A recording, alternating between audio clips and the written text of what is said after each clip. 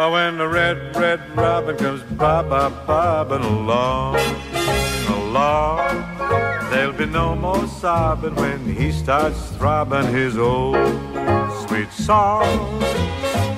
Wake up, you sleepyhead. Get up, get up, get out of bed. Cheer up, the sun is red. Live, love, laugh and be happy. What if I've been blue? Now I'm walking through fields of flowers. Rain may glisten, but still I'll listen for hours and hours. I'm just a kid again, doing what I did again, singing a song. When the red, red robin comes bobbing along. Come in, Red.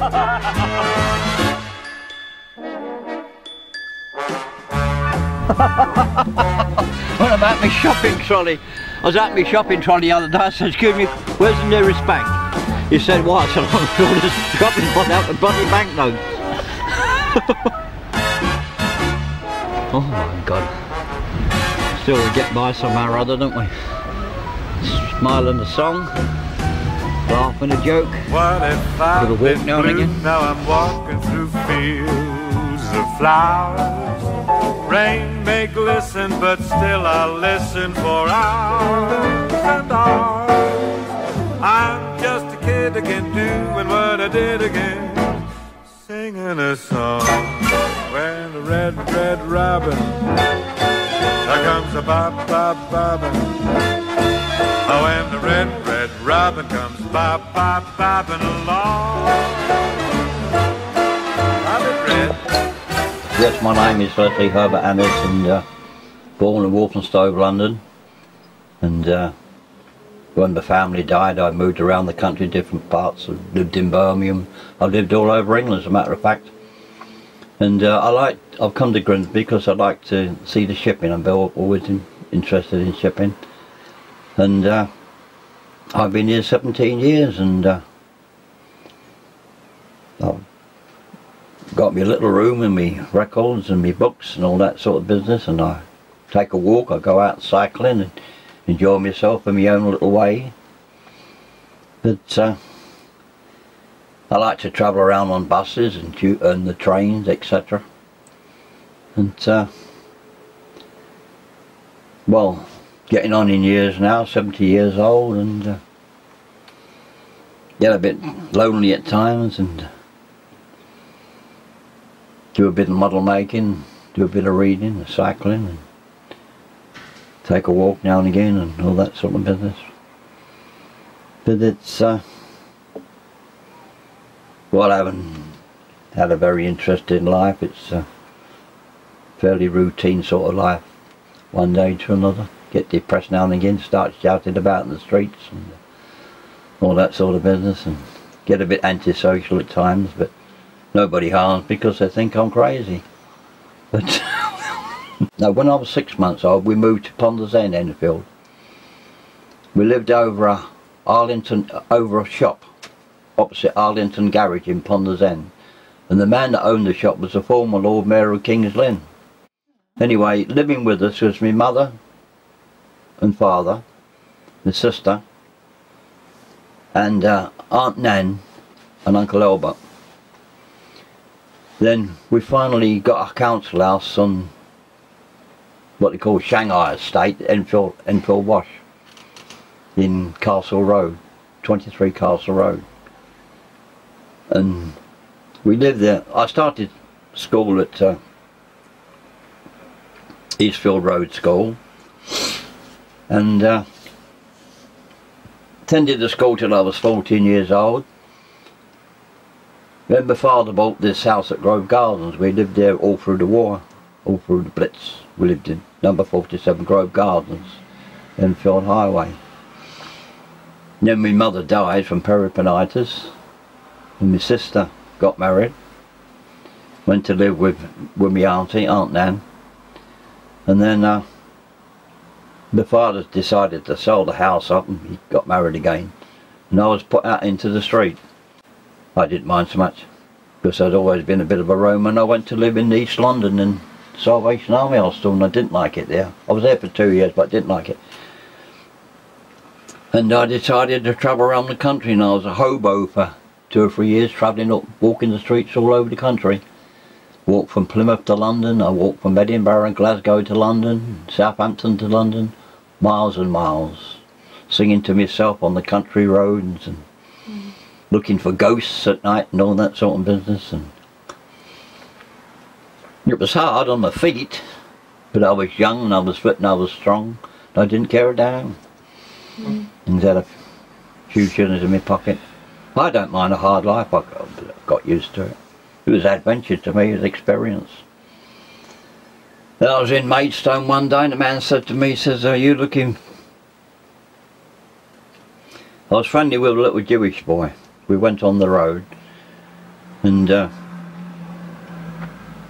we went into the reception centre at Maidstone. The chap said, you two looking for work?" I said, "Yeah, well."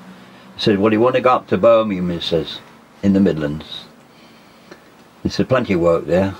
And I did that. I went up to Birmingham in the Midlands, and the man said to me, I went into the labour exchange, he says, "What do you want?"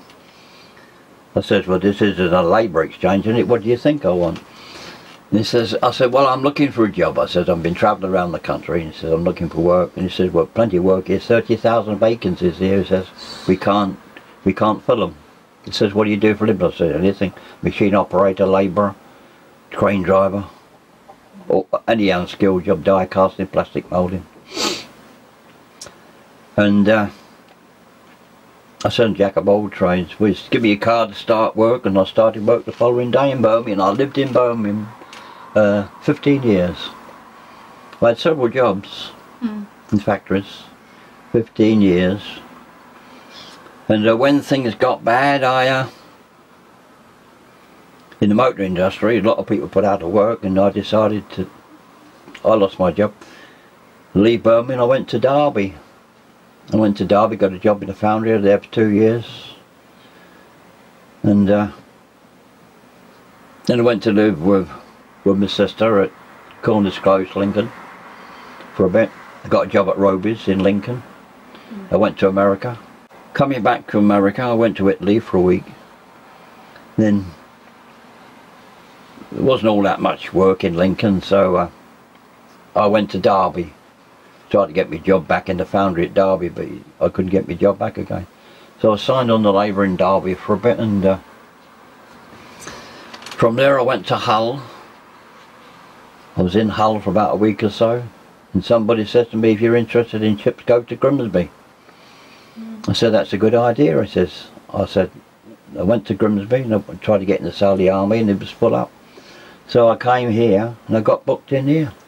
And I came here at 5 o'clock on a Friday night, 17 years ago. But well, I got settled down now. I got kind of used to it now. But that's how it happened. I've had 2 or 3 jobs since I've been in Grimsby, but it's my age, you see. As soon as when you reach 57, they more or less put you on pension. You don't have to sign on anymore. They give you a book and get your money every week. As far as the government's concerned, you're a pensioner when you're about 50. It's not too bad really as regards finance, because the council pay half the rent. I do my own washing, yeah. I don't do a lot, just a couple of shirts and vests and socks and all that. You see it hanging up there above your camera there. That's sometimes I look up at night and I think I'm looking at a ghost, but it's my shirt that's waving about. So the only trouble is in this room is space. But I can manage, yeah, I manage alright. Even if I had a bigger room, I'd be just the same gear. It'd soon be stocked up with bits and pieces and all that sort of business. Models and all sorts of things.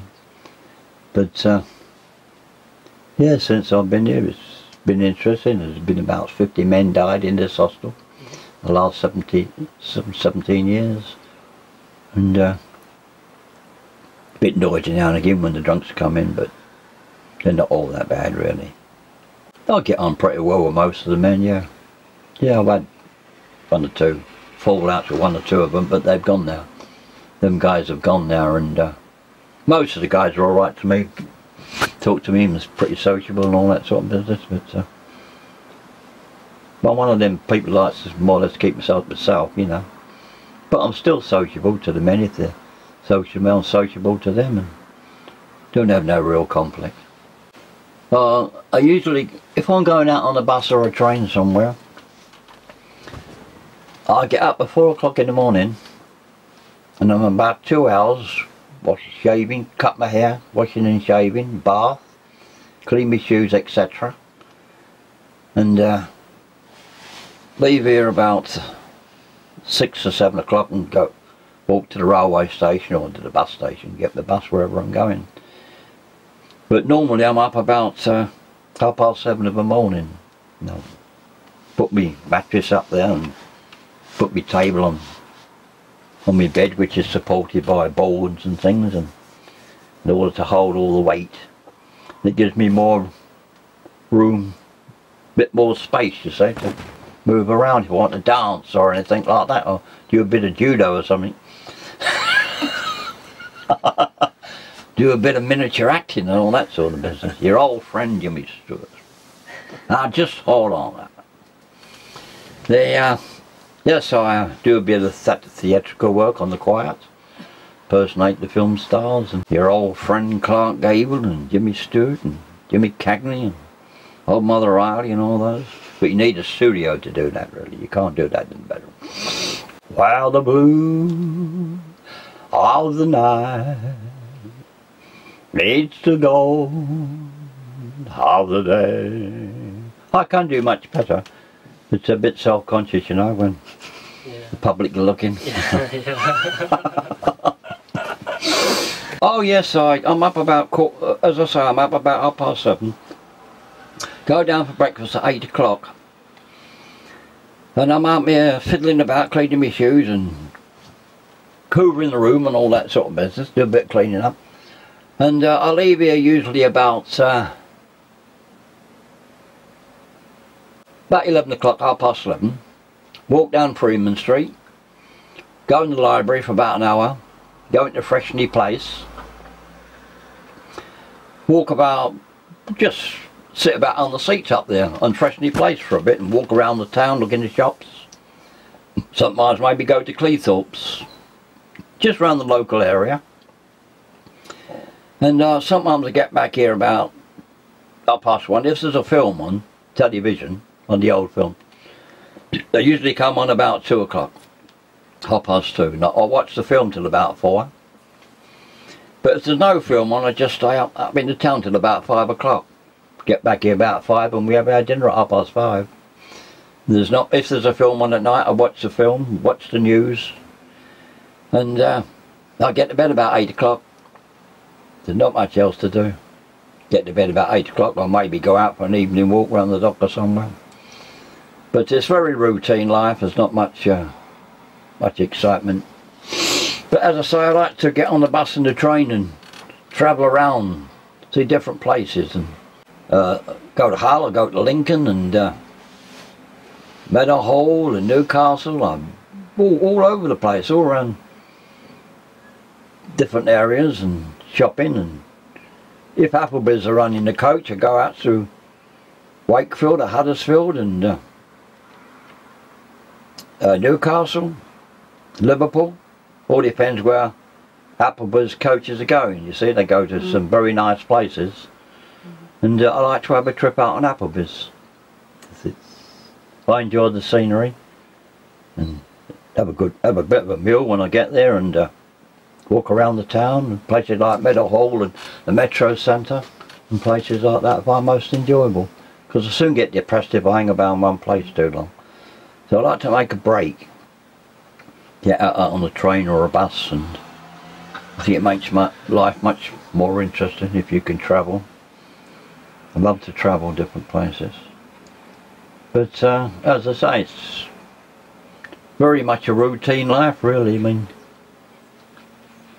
you've got to make the best of it, I suppose. And make your life your own way.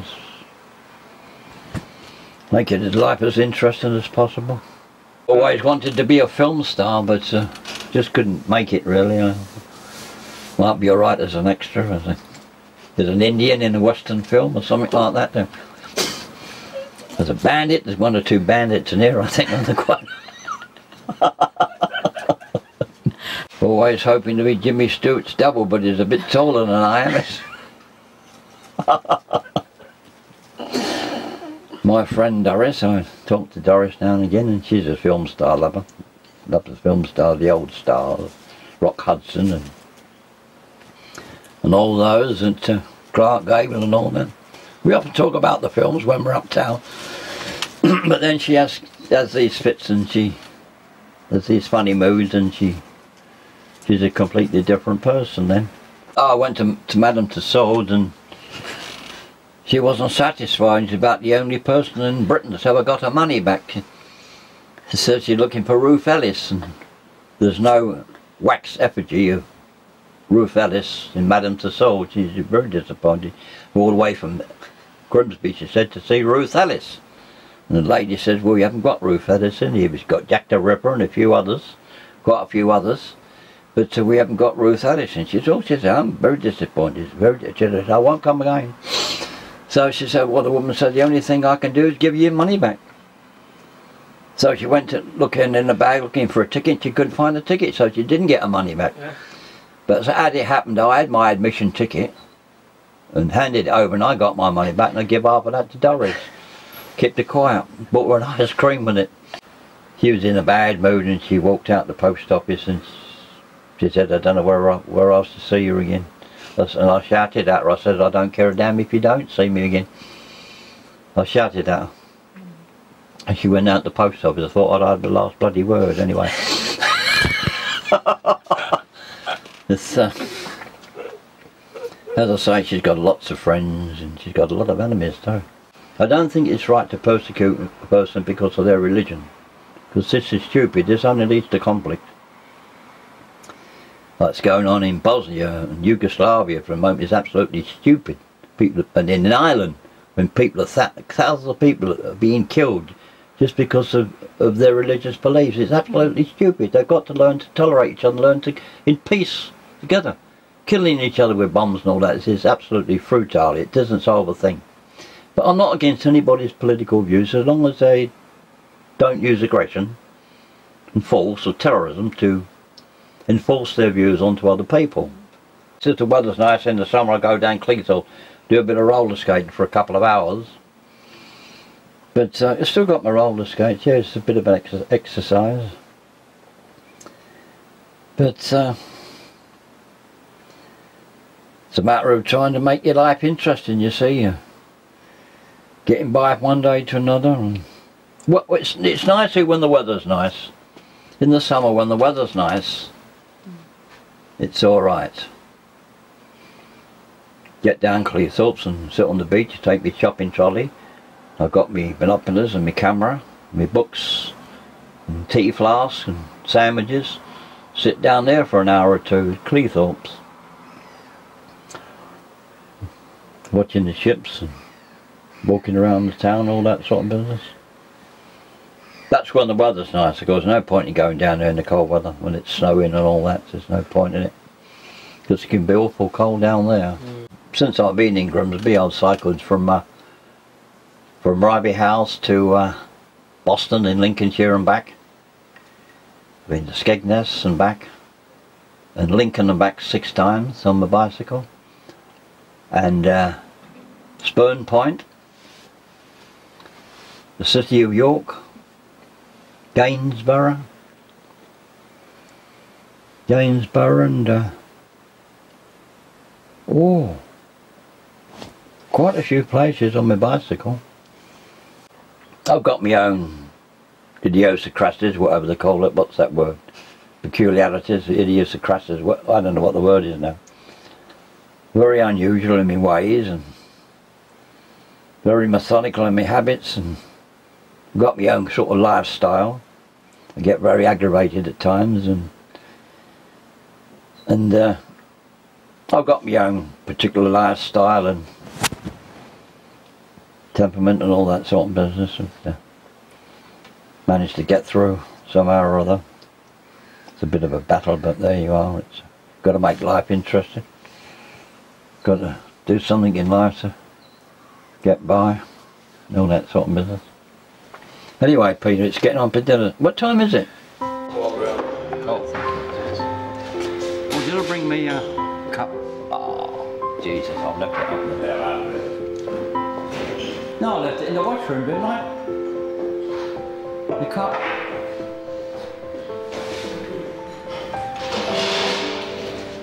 Anyway, I'll borrow these.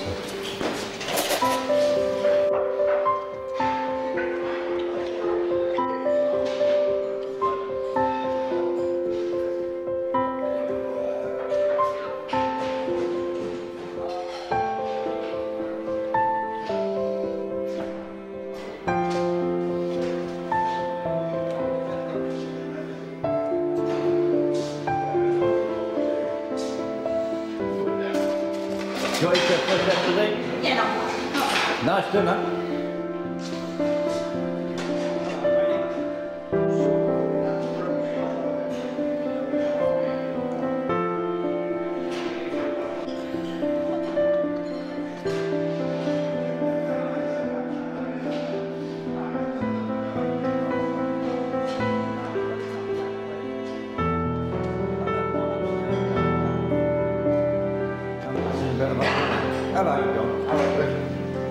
What do they call this hostel during the war? Was it HMS Royal Docks, HMS Panay, was it? During the war, this was this building here when the Navy had it. As far as I know, what I've been told, I might be wrong. It was HMS Queen Mary. So the boys told me, this building, when the Navy had it in the war, white ensign outside, HMS Queen Mary. I think the docks was called HMS Panay or something like that. So they say, but of course it was. And it was the Fisherman's Hostel, wasn't it, for some years, wasn't it? But as I say, I've only been here 17 years, you see, but I've learned a bit about Grimsby's history and all that. And very interesting. Interesting town. Fascinating history.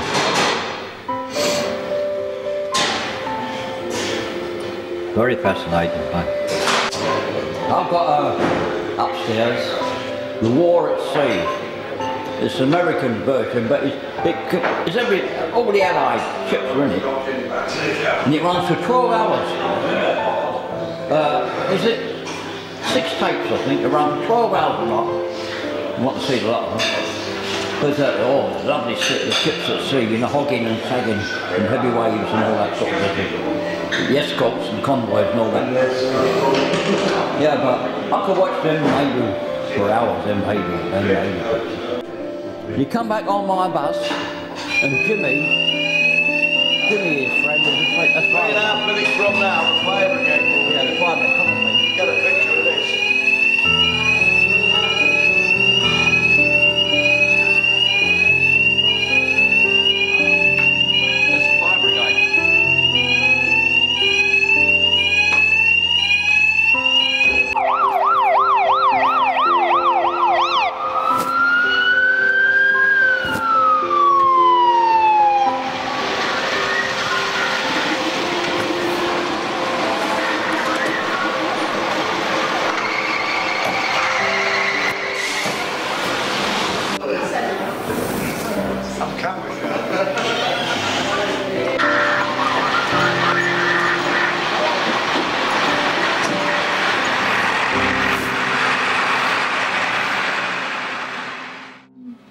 This is good for cholesterol.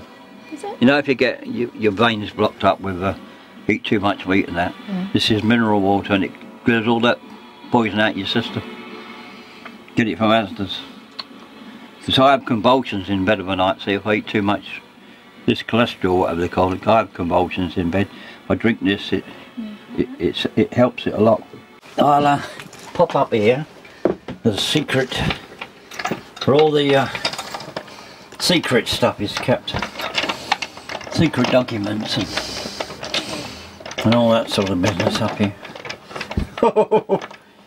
Bloody hell, oh, I ain't locked a bloody thing, have I? I ain't got the key for that. What made me do that? Oh, Christ. I didn't really want you to see this. You might as well know what it's all about now. A man who walked into the job centre Gower Street and announced there was a bomb in the building was given a 3-month suspended prison sentence and fined £50 by Derby magistrates yesterday. Leslie Herbert Annis, 52, unemployed, lodging in Derby, was told by Major A.C. Hodgkinson's president, UWAB, spread panic in a public building. The magistrate considered psychiatric and social inquiry reports on Annis, who at the earlier hearing pleaded guilty to making a threat to the job centre employee, Miss Pamela Madley, that the building would be destroyed or damaged. Annis was told to pay £16 costs and £20 legal aid. Mr. Peter Fox, prosecutor, said the police were called after Annis told Miss Madley there's a bomb at 4 o'clock. I've got IRA connections. I've got the power to stop it with just a phone call. But should I? In the statement he said he suffered from fits of depression and was liable to say things he did not mean. It was a way of getting his own back because he was annoyed about not having a job. For Annis, Mr. C. Garland said he was not a normal balanced person and had suffered a nervous breakdown. It was not calculated bomb risk.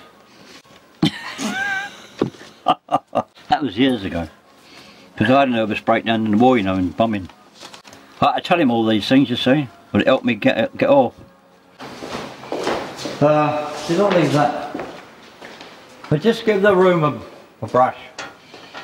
Because you look better. This bloody seat here, look. I'll have to get a new chair. I've got a big chair under there. A big one. Oh! Put the flag up. I'll just put this tidy. I want to leave it tidy, so. Oh! Leave everything nice and tidy. That's what I like to do. So it's now. What did I do with me cigarette case? You know.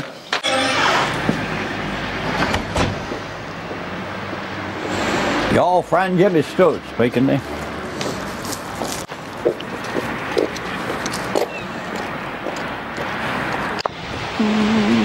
Moonlight becomes you. It goes with your hair. Plum da da dee da dee dee da da da. Plum da da dee da da.